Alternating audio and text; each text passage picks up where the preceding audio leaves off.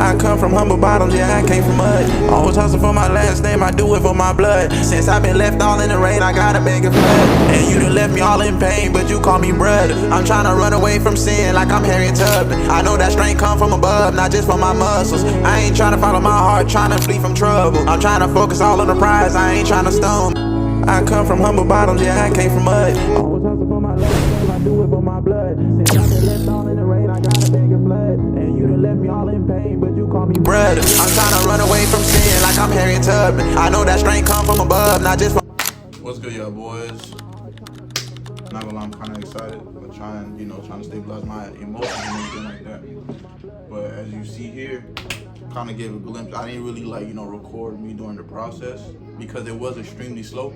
And when it's December, Q4, towards the end of December, I could be acting slower than usual. So first things first, I'm gonna just go ahead and start by saying yesterday I did have a bad day. I'm not gonna lie, I had a loss. I had a couple losses or whatever the case may be. And what makes it worse is because I derived from my plan. My problem yesterday was that I didn't want to accept the loss to a certain degree. When I came back to my entry, I put another position.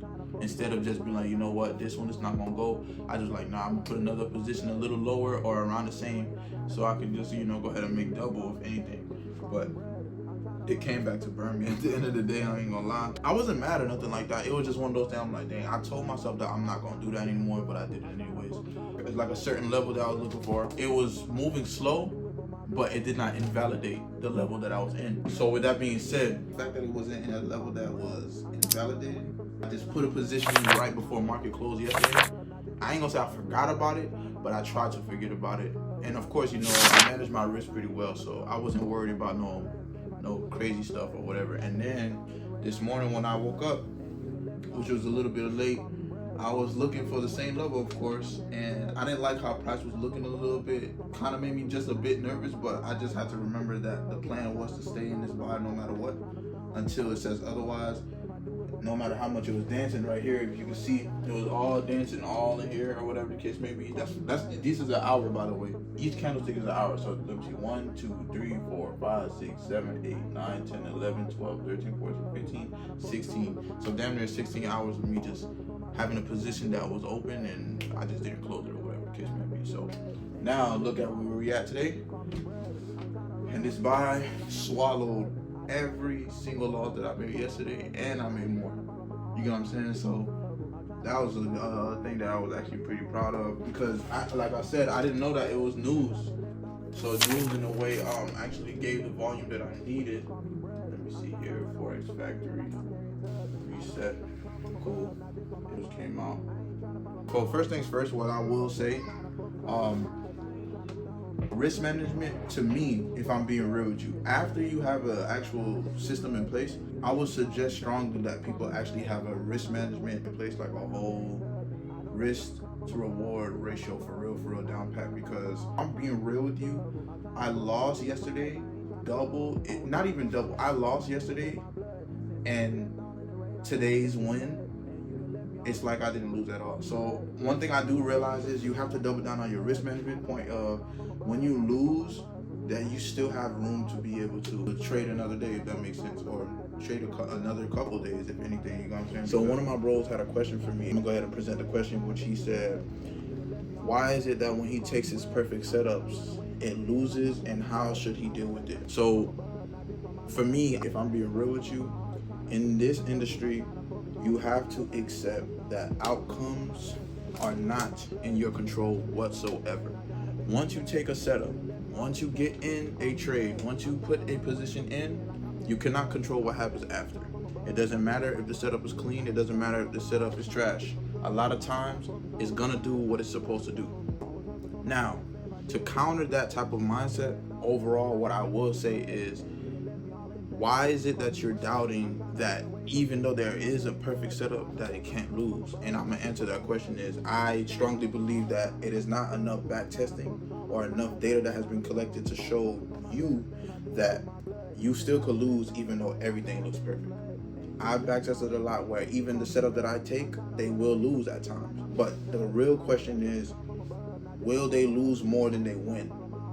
You get what I'm saying? So the purpose of backtesting in the first place is to build your habit of striking when your setup is there, no matter what. After, of course, you collect the data that the system shows that they win more than they lose anyways. So at that point, you back test after you have a system. Once you have that system in place, you put yourself in training mode that every time you see it, you strike, you hit, you do this, you do this. That's the purpose of practicing certain moves, so it can become second nature. Every time you see your setup, you take it no matter what. So it's not a matter of why is it that the perfect is messing up on you, or they're not going your way, or whatever the case may be. I believe that you haven't practiced enough on the setup to know that even though they are perfect, they still will lose. You get what I'm saying? So at the end of the day, that's what you have to practice. You have to practice, oh, I'm going to be okay with losses. And truth be told, that also derived from not wanting to accept that you will lose.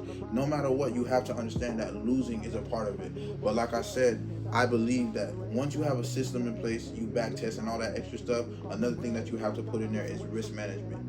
You got to make sure that you're not losing for the wrong reasons. It's not about losing that's the problem. It's how you lose. Make sure you lose with actual meaning, if that makes sense. Make sure that you lose with actual meaning. You don't want to lose for something that does not make sense. In order to accept your losses more, you have to collect a lot of data showing that no matter when you take your setups and you do what you're supposed to do, you end up winning more than you lose.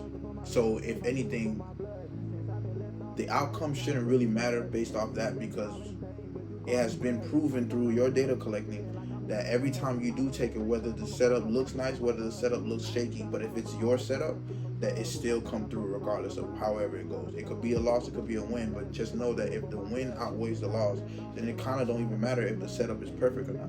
You got me? I feel like that mindset really comes from just trying to avoid a loss, which is very impossible in this game. You shouldn't be trying to avoid a loss. If anything, you should be trying to cut your loss as much as possible, and not cutting a loss as in meaning as soon as it goes in a direction that's not there, that you cut it. No, that means that once you have certain exit strategies that shows that these are invalidated, then you exit. That's what I mean. Not hanging on to hope.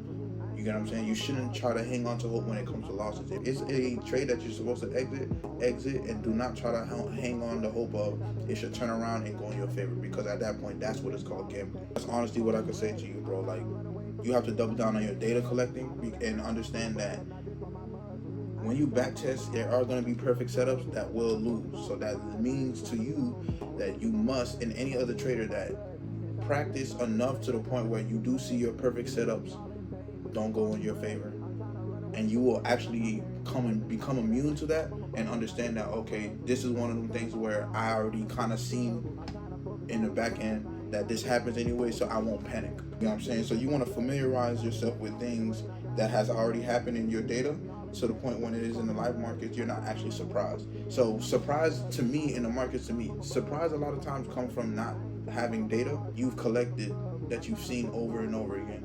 So you need to collect data enough so you can be able to familiarize with as many scenarios as possible, to the point where when you see them, you do not panic, you stick to your plan no matter what. That's honestly what I could say. If y'all see here, bro, I'm still in the green, way above green. I'm gonna go ahead and measure this for y'all boys.